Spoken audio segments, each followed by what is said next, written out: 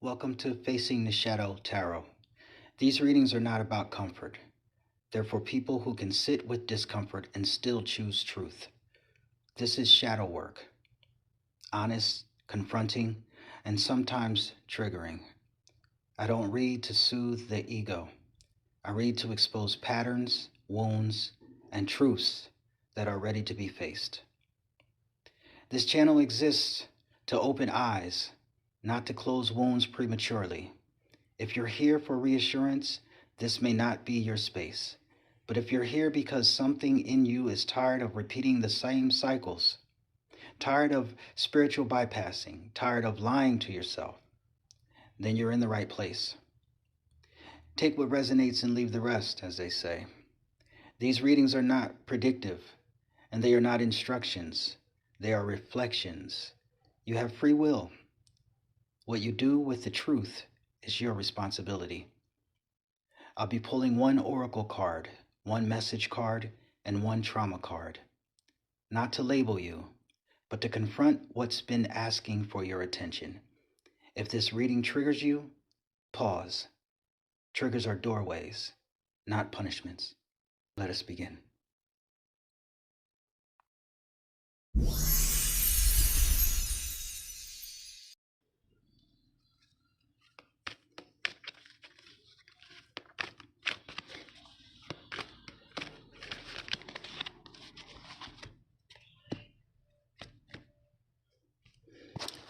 Okay, let's see what we got today.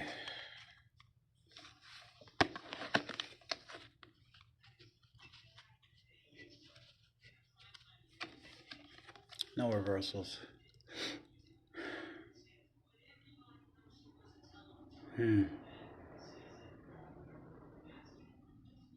You have protection. Why is this important though?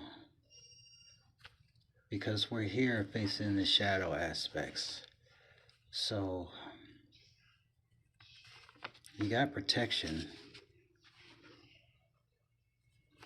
but you're worried about loss. You're worried about it. There's a message that every loss is not a loss, that it looks worse than what it really is. If you're a Christian or you believe in that, you can look at Matthew chapter 21, verse 22. The message is to trust God's word. If you're not in that denomination, or you see things in a different way, we can look at number 9, and we could see that that is a completion of a cycle. There is no number 10. The numbers go from 1 to 9. 10 is something different, but in actuality, there is only 1 to 9. And 9 equals the end of a cycle, a completion of something. And this is a card of spiritual strength. I see peace above, but on your face, I see worry.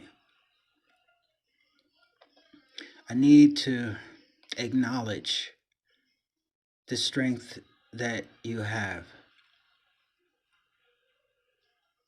There's something on the wind, something fleeting and temporary. It communicates, ironically, a lack of communication, a dark message. I need to think deeply about something. Every loss is not a loss. What I see is that there is help, there is assistance, but you're not looking at it. You're not acknowledging it. Your face is downcast. This character is in the spiritual robes and still in despair. The strength is all around you. It protects you. And yet you're in despair. Know that this time that you're facing is temporary. You need to think deeply about that. Whatever was lost, it may not be as bad as you think. So I'm not going to keep repeating the message. You just need to acknowledge your own strength. You need to acknowledge how far you've come. You need to acknowledge the protection you have. You need to acknowledge the connection you have with your higher self. You need to acknowledge that there is help. We want to keep these messages short because we want you to pay close attention to it. This is what you need to know right now. You have spiritual strength. A cycle is being completed. On the wind is something fleeting and temporary. And whatever was lost may not be a loss at all. It actually just looks worse than what it is. Take this message and get out of your head. Stop ignoring the strength you have. Stop concentrating and dwelling on what's wrong. And be who it is that you said you are. You said something about yourself. You said that you were strong. You said a bunch of things about yourself.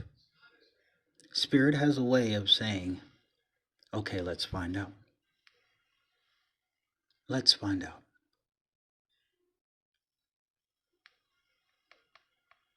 It's all up to you.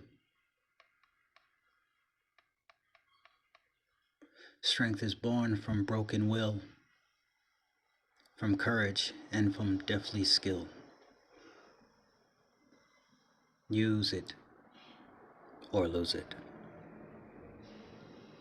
Thank you for joining me.